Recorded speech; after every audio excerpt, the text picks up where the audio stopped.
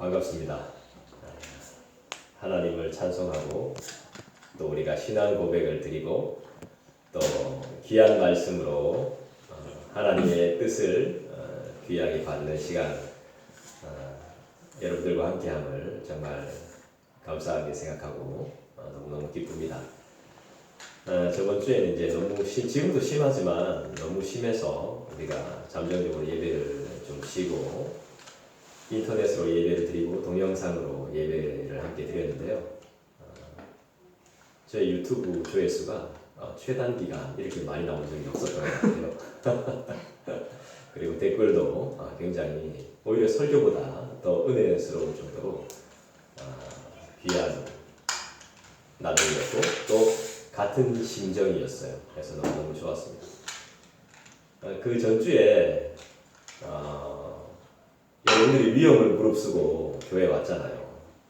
위험을 무릅쓰고 교회에 왔는데 다른 거를 우리가 아무것도 하지 못하고 막 불이나게 여러분들을 보내니까 제 마음이 굉장히 좀 그랬어요. 여러분들의 뒷모습을 보면서 그 위험을 무릅쓰고 막 돌파하면서 여기까지 왔는데 또 예배 마치자마자 부랴부랴 또 무슨 일이 생길까봐 급하게 돌아가야 되는 안타까운 마음이 좀 있었죠. 근데 오늘은 반드시 예배를 해야 되겠다 싶었어요. 지금도 막 문자에 자제 부탁합니다. 하지 마세요. 자제해 주세요. 협조 부탁합니다. 이런 문자들이 오고 있지만 우리가 진짜 죽을 상황이 아닌 이상은 예배를 해야 되겠다는 마음이 많았어요. 왜냐하면 제가 어제 유해사 책을 이렇게 한번 쭉 뒤져보다가 우리 신앙의 선배들은 이렇게 어려울 때 어떻게 예배를 했는지 한번 쭉 봤거든요. 사실 예배당에 모이지 않아도 꼼꼼하게 예배를 드릴 수는 없겠지만 이 표현이 맞는지 모르겠는데 예배당에 모이지 않더라도 예배가 안 되는 건 아니겠지만 그렇지만 우리 선배들이 어려움을 겪었을 때 초대교회에 어려움이 있었을 때 어떻게 예배했느냐를 한번 제가 살펴봤거든요. 지금처럼 지금과 비교할 수 없죠. 이런 핍박 속에서 예배에 상당히 충실했어요. 핍박과 생명의 위험 속에서도 우리 신앙의 선배들은 굉장히 예배에 충실했습니다. 모이기에 충실했다는 걸 정말 우리에게 큰 도전을 주죠. 수많은 위협 속에서 그걸 피해가지고 모여서 예배를 했습니다. 그 모임의 장소가 어디였는지 아세요? 바로 지하 묘지 카타콤이었어요. 우리 그리스도인들이 신앙의 선배들이 핍박과 박해와 위협을 피해서 모인 곳이 지하 묘지였다고. 여러분 지하 하면 어떻습니까? 일단 빛이 안 들어옵니다. 그죠? 물도 없습니다. 공기도 탁합니다. 시체가 썩습니다. 그래서 세균 바이러스가 있어요. 그죠? 있기만 합니까? 번식해요. 그런데 그곳에서 우리 신앙의 선배들은 예배를 드렸단 말이에요. 그걸 보면서 막 걱정해서 예배하지 말아야 되겠다. 뉴스에 어제 보니까 또 막 희한한 일들이 벌어지고 있죠. 또 단체로 감염됐고 아파트를 폐쇄하고 또 이제는 긴급 조치까지 해야 되겠다. 예배를 하지 말라는 그런 이야기도 나오고 SNS 상에서는 저 페이스북을 하니까 여러 가지 이야기들이 많이 나오는데 지금 예배를 하면 안 됩니다. 막 이렇게 말도 나오는데 정말 생명의 위협이 있지 않고는 우리가 예배를 해야 되겠다라는 마음이 좀 들었습니다. 시체 썩는 냄새만 나도 예배하기 힘들거든요. 그런데 그런 곳에서 우리 신앙의 선배들은 박해와 위협 그거보다 낫다는 거죠. 그걸 피해서 그 깝깝한 곳에서 물도 없고 빛도 없고 공기도 탁하고 세균도 많고 바이러스도 많은 곳에서 예배했습니다. 그것도 하나님을 기뻐하며 우리 성도들은 그렇게 했다는 것이죠. 여러분 그게 얼마나 큰 은혜입니까? 지금 우리는 어떤 은혜를 받고 살고 있습니까? 진짜 복이 있는 사람은 어떻다고 오늘 성경을 이야기합니까? 진짜 복이 있는 사람은 어떤 사람이라고? 시편 119편은 우리에게 어떻게 말해줍니까? 복이 있는 사람은 어떤 사람이냐? 자, 볼까요? 1절 볼까요? 같이 읽겠습니다. 시작. 행위가 온전하여 여호와의 율법을 따라 행하는 자들은 복이 있으며 내가 지금 핍박을 당하고 말도 안 되는 이야기를 듣는다 할지라도 내 행위가 온전해서 하나님의 법을 따라 하나님의 법대로 행하며 사는 자들은 복이 있다 했습니다. 남들이 보기에는 우리가 지금 생명의 위협을 겪고 또 어처구니 없는 일을 당해도 주의 율법에 따라 사는 사람은 복이 있다 했습니다.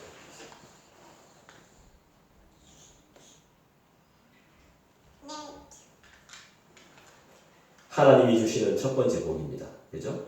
직역하면 여호와의 법을 행하는 자, 그 길에 온전히 행하는 자, 그 길을 온전히 따르는 자는 복이 있다. 이 말은 하나님 앞에서 흠잡을 데 없이 바른 삶을 사는 자가 복이 있다는 것이죠. 하나님 앞에서. 그런데 이런 삶은 스스로의 힘으로 살 수 있을까요? 없을까요? 맞아요. 스스로 살 수 없어요. 결코 살 수 없기 때문에 하나님의 말씀이 절대적으로 필요하다는 뜻이에요. 내가 바르게 살기 위해서, 올바르게 살기 위해서 하나님의 말씀이 정말 필요해요. 이 고백이죠. 하나님은 바른 길을 제시해 주시기 위해서 우리에게 법을 주신 것이죠. 율법을 주신 것이고 말씀을 주신 것입니다. 하나님이 우리에게 성경을 주신 이유는 바른 길을 제시해 주기 위해서, 우리에게 복을 주시기 위해서. 결국 이 말씀은 우리를 위해 하나님께서 주신 것이죠. 그 이유가 뭡니까? 흠잡을 데 없는 올바른 길로 가는 사람들은 복이 있기 때문에요. 그 길로 가게 하시기 위해서. 여호와의 법에 따라, 여호와의 법을 따라 걷는 자들은 복 있는 사람임을 믿습니다. 우리 말씀을 우선하고 우리는 말씀을 우선해서 또 그리고 더 가까이 해서 살아야 할 줄로 믿습니다. 또 우리가 그런 습관을 좀 가져야 됩니다. 습관적으로 하나님의 말씀이 내 삶의 우선이다. 이런 습관을 가지시는 저와 여러분 되기를 부탁합니다. 자, 하나님의 첫 번째 복은 1절이었다면 자, 2절은 어떤 겁니까? 하나님이 주시는 두 번째 복을 소개하고 있는데요. 하나님이 주시는 두 번째 복은 뭘까요? 2절 함께 읽어볼까요? 같이 읽겠습니다. 시작. 여호와의 증거들을 지키고 전심으로 여호와를 구하는 자는 복이 있도다. 하나님이 주시는 두 번째 복이 뭡니까? 여호와의 증거를 그렇죠. 지키고 그 다음에 뭐예요? 구하는 자. 지키는 것은 삶을 말하는 것이고 구하는 것은 기도를 말하겠죠. 하나님의 말씀을 알아야 지키고 알아야 구할 수 있겠죠. 오늘 이 시편 저자, 이 시인은 거듭해서 하나님의 율법을 아는 자가 복이 있는 것이 아니라 뭐요? 지키는 자가 복이 있다. 하나님의 증거를 지키는 자가 복이 있다. 알고만 있는 것이 아니라 말로 고백하는 것만이 아니라 내 삶으로 지키는 자가 복이 있다고 강조해요. 이런 사람들의 특징은, 하나님의 말씀을 지키는 자의 특징은 어떤 특징을 가지고 있을까요? 하나님을 전심으로 찾아요. 그리고 하나님을 전심으로 사랑하는 사람이에요. 여호와의 법을 지키는 자들은 복이 있는 사람입니다.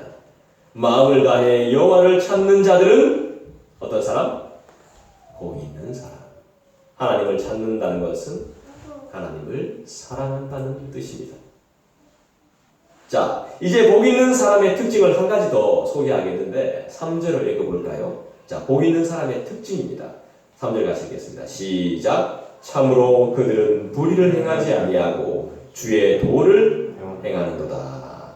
여호와의 율법을 따라 살고 또 증거들을 지키고 여호와를 구하는 자는 복이 있습니다. 그들은 절대로 불의를 행하지 아니하고 주의 도를 행하는 자들입니다. 그들이 누굽니까? 우리 길을 소원합니다. 자, 시인은 계속해서 말하죠. 복 있는 사람이 가지는 소극적인 특징 그리고 적극적인 특징을 말하고 있죠.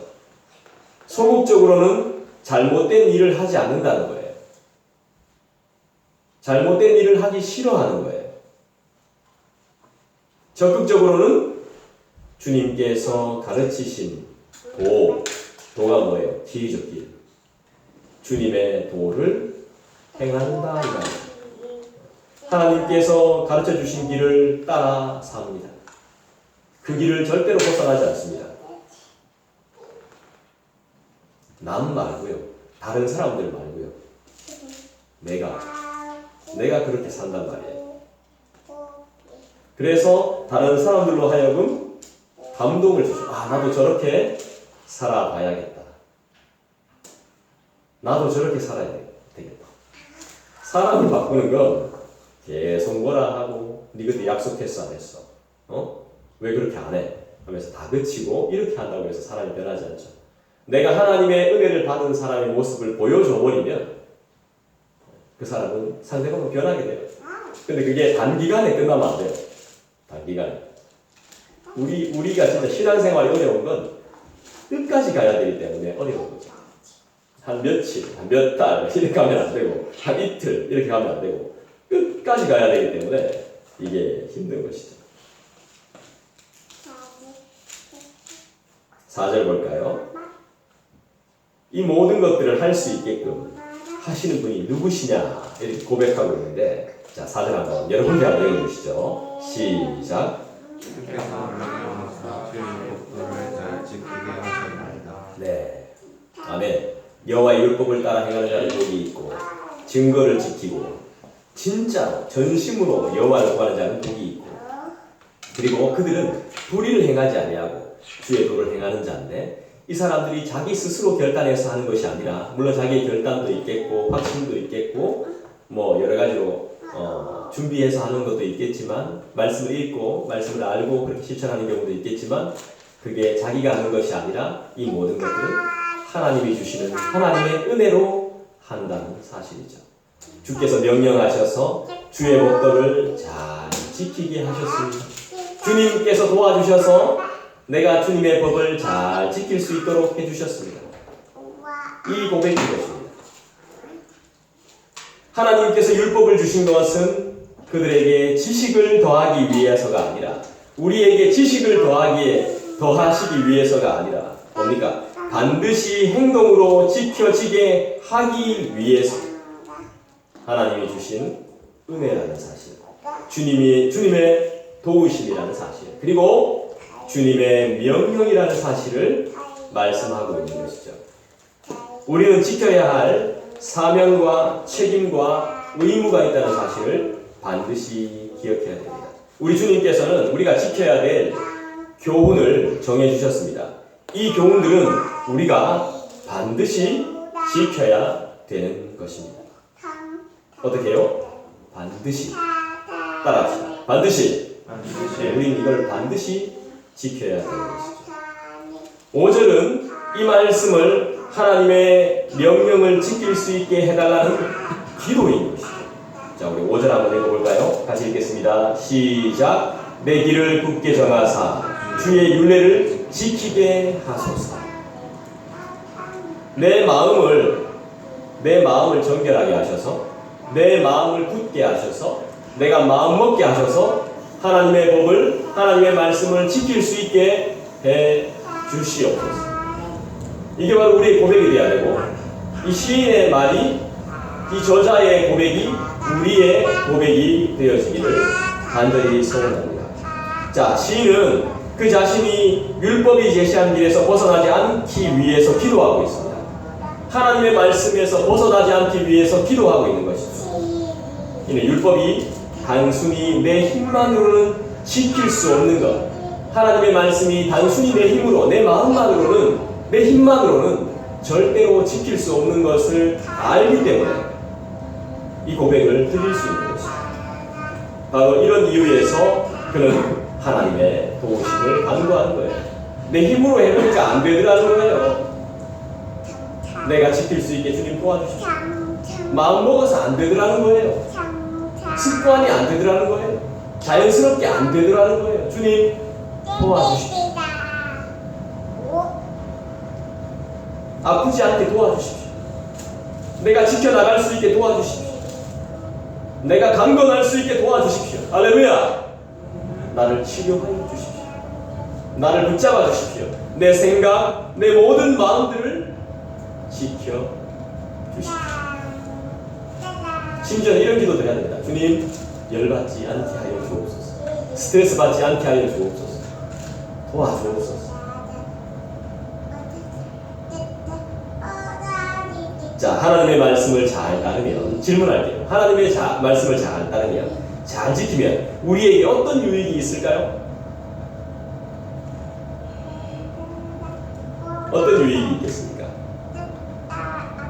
우리의 길이 변하지 않습니다. 또 우리는 주님의 법에 변함없이 순종합니다. 그죠? 내 길이 변하지 않고 주님을 영원히 순종합니다. 그래서 우리의 마음을 정금같이 해주십니다. 그리고 주님 안에서 소망을 가지게 됩니다. 살다 보면 소망이 없어지고 희망이 없어지죠. 여러분, 우리는 결혼을 해서 애를 낳는 순간부터 부모는 쇠하여 갑니다. 아이는 응하여야 되고 부모는 쇠해져요. 근데 그렇게 되면 소망이 없어져요. 모든 게 내 중심에서 내 이세의 중심으로 바뀌기 때문에 그쪽으로 마음이 가요. 내 다치는 것보다 내가 아픈 것보다 요 녀석이 아픈 게 더 힘들거든요. 그래서 나는 없어지고 얘만 남게 돼요. 그러면 어떻게 됩니까?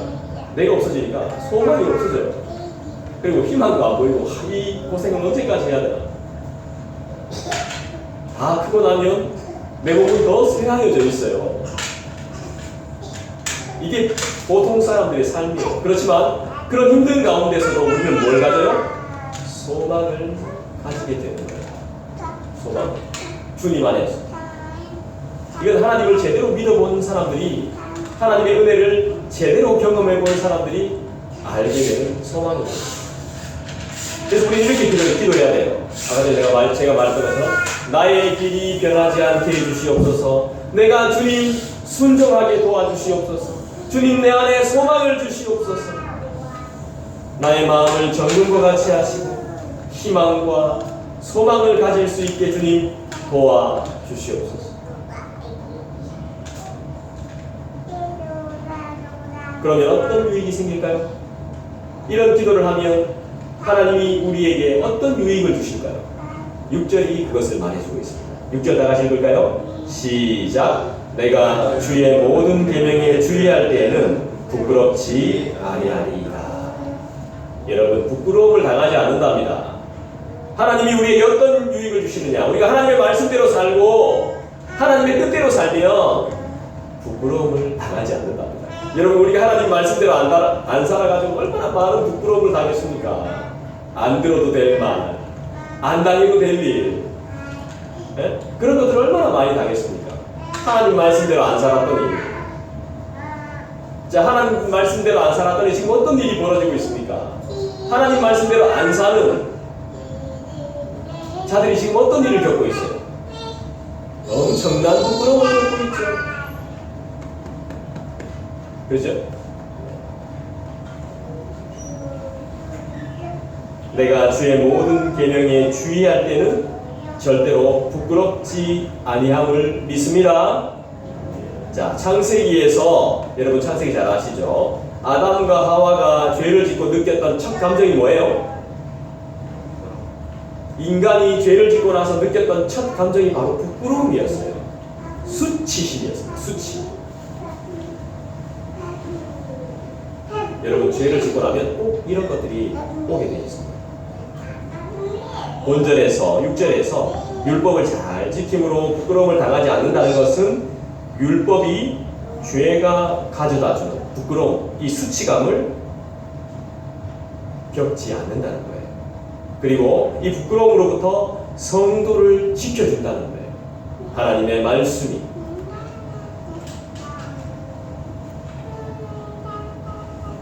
나는 부끄러움을 당하지 않을 것입니다. 주여, 부끄러움을 당하지 않게 도와주옵소서. 내가 주의 모든 명령을 잘 지키면 부끄러움을 당하지 않을 줄 믿습니다. 그 명령을 지킬 수 있게 도와주시옵소서. 할렐루야. 자, 7절 보겠습니다. 다 같이 읽겠습니다. 시작. 내가 주의 의로운 판단을 배울 때에는 정직한 마음으로 주께 감사하리이다. 자, 우리 그리스도인들이 반드시 가져야 할 마음 뭡니까? 나도 고마운데, 난 진짜 준 게 없는데 감사하다고 말해줄 때, 아이고 이것도 고맙고, 아까 전에 진짜 내가 있는 거 하나 더 줬을 뿐인데 우리 교회에 많으니까 손소독제, 스프레이 고맙습니다. 그죠?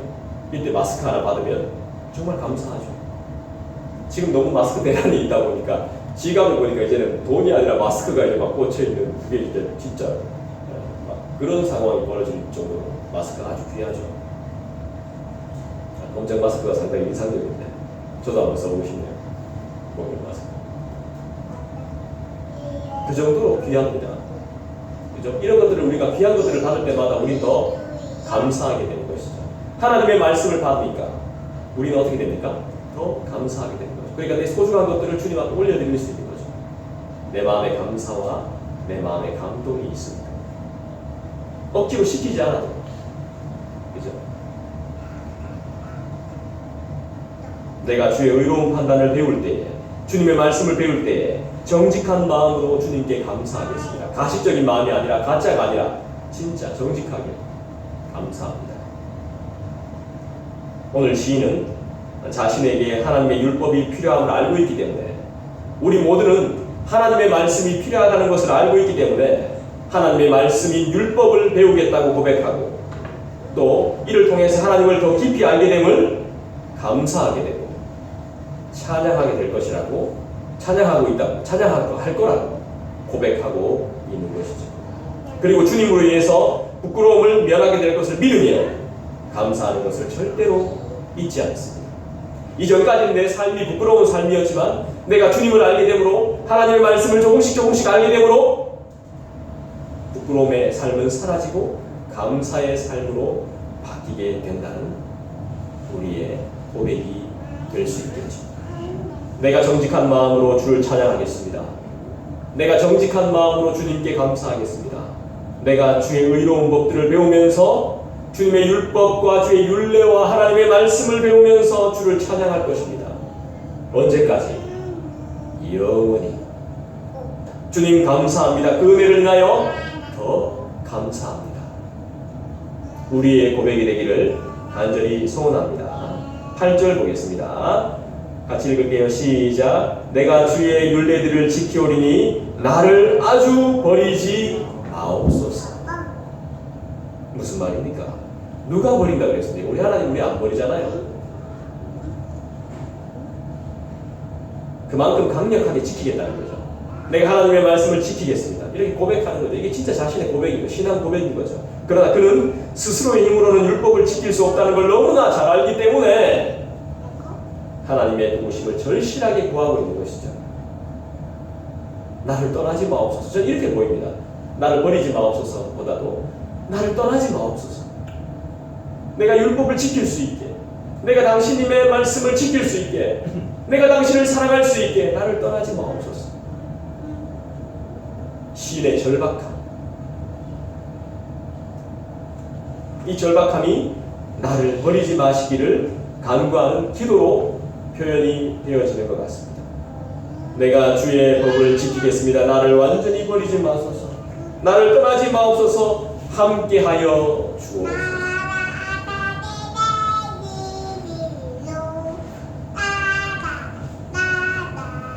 말씀 맺을게요.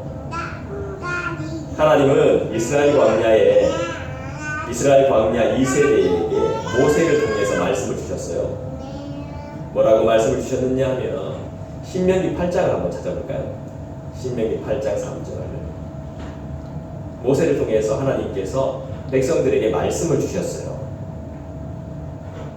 무슨 말씀을 주셨는지 신명기 8장 성경을 조금 읽어보신 분들은 이 말씀 잘 알지 이렇게 아시겠죠? 네, 그렇지만 우리 한번 찾아볼까요? 신명기 8장 3절입니다.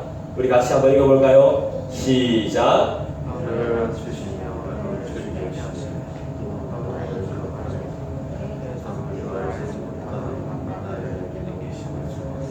사람이 떡으로만 사는 것이 아니요 여호와의 입에서 나오는 모든 말씀으로 사는 줄을 내가 알게 하려 하시니라. 자, 이 무슨 말씀입니까? 사람이 떡으로만 사는 것이 아니요 여호와의 입에서 나오는 모든 말씀으로 산다. 하나님은 모세를 통해서 이스라엘 백성뿐만이 아니라 우리 모두에게 분명하게 말씀하고 계십니다. 지금 나한테 말씀하고 계십니다. 누구야? 준선아, 또 이렇게 예지야, 예나야, 사람이 떡으로만 사는 거 아니야.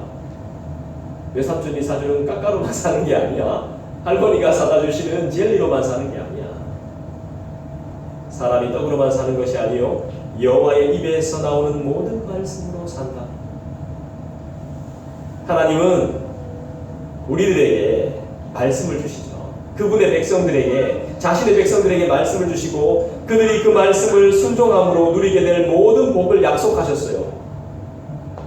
여호와의 입에서 나오는 모든 말씀으로 살면 떡을 우리에게 주시겠죠. 근데 문제는 우리가 이 말씀을 자꾸만 지식으로 받아요. 그냥 있었던 일 정도로. 그래서 그 말씀에 순종하면서 살려고 하지 못할 때가 있어요. 그래서 하나님의 말씀을 알기는 좀 아는데 그 말씀이 약속한 복을 전혀 누리지 못하는 거죠. 정말 이 말씀을 우리 모두가, 저와 우리 모두가 좀 누려봤으면 좋겠다 싶습니다. 오늘 본문에서 시인은 하나님의 율법, 하나님의 말씀, 율례라고 표현되어 있죠. 율례가 가지는 본질은 지식에 있는 것이 아니라 그것을 잘 지키는 것에 있다고 분명히 말씀하죠. 우리 4절 한 번만 더 읽어봅시다. 4절 다 같이 읽겠습니다. 시작. 주께서 명령하사 주의 법도를 잘 지키게 하셨나이다.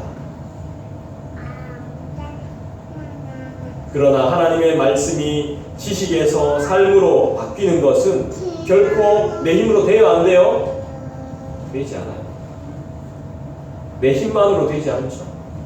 주님의 도우심이 필요하죠. 도와줄 자가 필요합니다. 도움을 준다는 것은 나보다 힘이 강한 자가, 더 부자가, 나보다 더 능력 있는 자가 나를 도와줄 수 있습니다. 더 잘 아는 자가 나를 도와줄 수 있습니다. 그분이 누구십니까?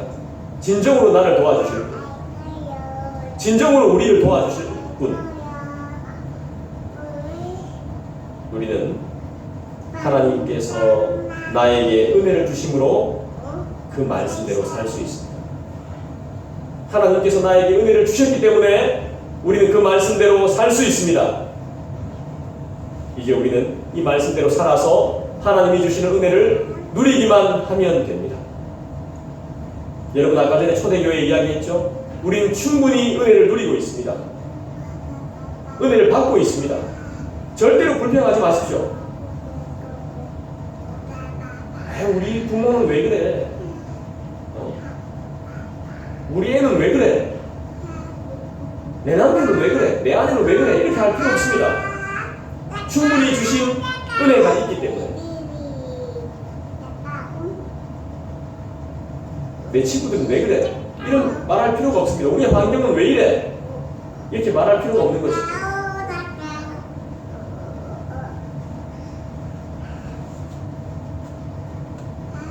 은혜를 주심을 감사하는 기도를 저와 여러분이 할 수 있었으면 좋겠습니다. 그리고 그렇게 기도해야겠습니다. 이제 우리는 죄를 지으면 안 됩니다. 왜냐하면 새 것이 되었기 때문입니다. 우리는 죄와 어울리지 않습니다. 사망의 그늘에 앉아서 울고 있을 필요가 없습니다.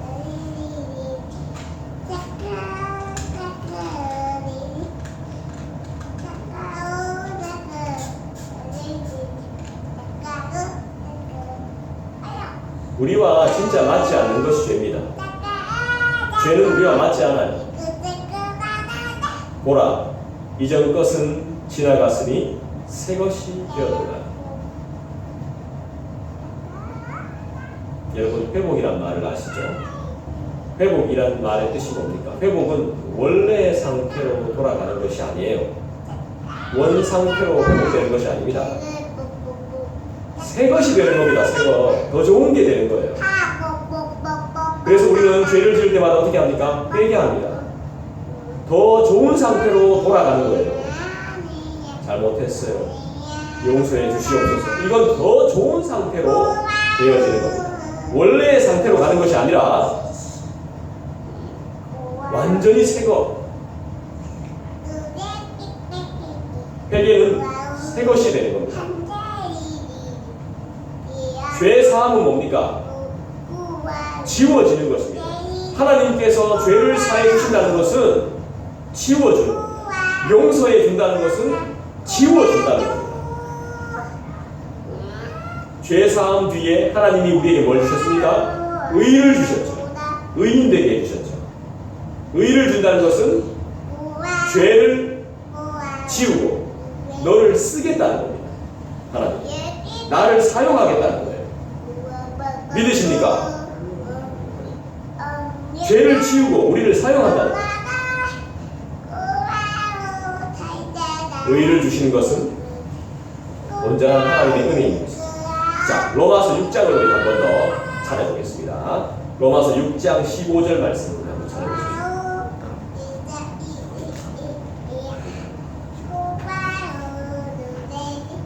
로마서 6장 15절 같이 읽겠습니다. 시작. 그런즉 어찌하리요? 우리가 법 아래에 있지 아니하고 은혜 아래에 있으니 죄를 지으리요? 그럴 수 없느니라. 새 것이 되신 여러분, 오늘도 하나님의 은혜로 그 은혜를 누리며 사는 회개와 회복이 있는 우리의 삶이 되어지도록 주님의 이름으로 축원드립니다. 우리 함께 기도할까요?